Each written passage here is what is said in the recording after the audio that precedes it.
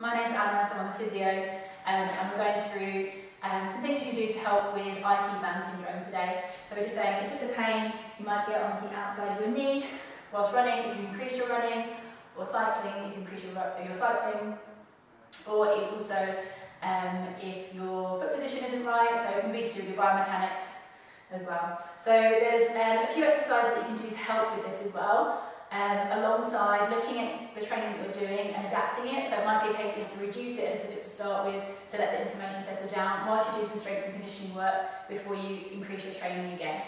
So a few exercises might help. I'm going to go through 5 exercises with you today. Okay? So it's really important to work on the stability around your knee and your hip as well actually for this. So because our IT band goes from our hip down to our knee.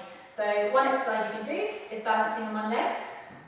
So first exercise we'll go through, just balancing one leg, trying to keep your balance there. You can either try and keep your balance here, or to challenge yourselves more, you can try and do a single leg squat. Okay, so getting your balance and then trying to do a squat down and back up.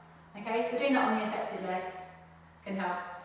Okay, so squatting down and up. Depending on how irritable it is as well, the number of sets and reps you might want to do will vary. So you're working with stability, balancing one leg as you're going down and back up. If you think about the control of your knee as well, if when you're running, if you haven't got that control as you bend your knee, if your knee comes in, and if you think about the number of steps you take when you run, if your knee is constantly having that little just inwards movement, that's going to cause a lot of friction and irritation into the side of your knee from your IT band. So having that stability as you're doing a single leg squat is a really good thing to work on. Okay? So single leg squats is our first exercise. And it's trying to be affected leg. You want to do it on both legs as well, just so you even yourself out. But yeah, single leg squats if you want to do. Second one, again, another single leg exercise. So we're going to stand on our affected leg, and then you're going to try and take your other leg out to the side. If you can, try just balancing on your standing leg and then take it back in. Ooh. So you're going to take your leg out and back in. So single leg balance, and then do some hip abduction. So standing on your affected leg as you take your other leg in and out. And again, it can be good to do this one on both sides because you'll feel it on your standing leg as you're taking your other leg in and out, but you also feel that you're working your glutes into the leg that you're moving. So it would be quite a nice one to do on both sides again as well. So balancing one leg and then doing hip abduction, so taking your leg in and out on the other leg, that you're standing on. Okay, so that's your second exercise, taking your leg in and out as you balance just on one leg. Okay? And you should feel it. If you feel it into your hip as well, you're doing it, that's good. So you might just give your legs a little shake out after you've done that one, just to let your hip muscles relax off, let those leg muscles relax. So that's your second exercise. Our third exercise we're going to go into is a stretch. So it's good to stretch out your hip flexors. So often you find that you overcompensate with certain muscle groups. So you often find that your hip flexors will get really tight if you're suffering with ITB syndrome. Because again, it's a way that your body's trying to compensate to give you stability from somewhere because you haven't got it in other places. So often it's our glutes are weak and our hip flexors are tight, and that can be a contributing factor. So doing some stretching into your hip flexors can be really helpful. So this one, a good way to do it is to come down onto one knee. So you're going to stretch, whichever knee is on the floor, it's that leg that you're stretching here. Okay, so one knee down on the floor, other foot in front. If your knee is really sore, you can always put a lunge on you for a bit of padding. Okay? Then once you're there, just push your hips forwards, take your hands up, stretch and reach your arms up. And then you should feel the stretch hopefully down the front of your thigh into the front of your hip here. And you just want to hold that stretch there, maybe for 30 seconds or so. Or you can make it into a bit more of a dynamic exercise by stretching in and out. Okay, if you use it as a warm-up exercise before your runs, it's good to go in and out on the movement rather than just holding yourself still.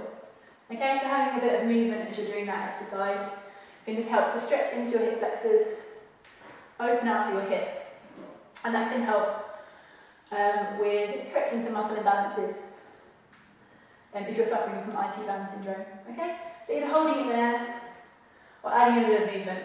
Maybe after you've done your run, it's probably better to hold it still for a static stretch, but as a warm-up exercise, keep moving.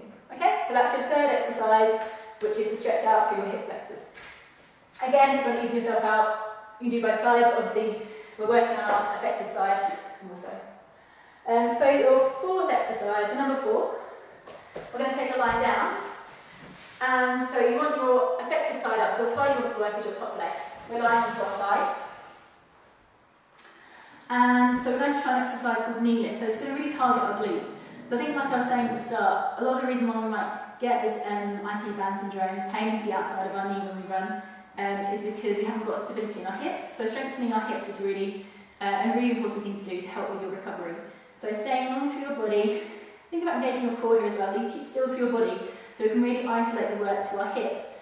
And we're going to take our knee and our foot apart. So you're breathing out as you lift your knee and foot apart, breathe in as you take them back down again. So once you've done a few of these, you should really start to feel it working into the side of your hip. You can use your top hand as a bit of feedback here, just to make sure you don't roll back through your body.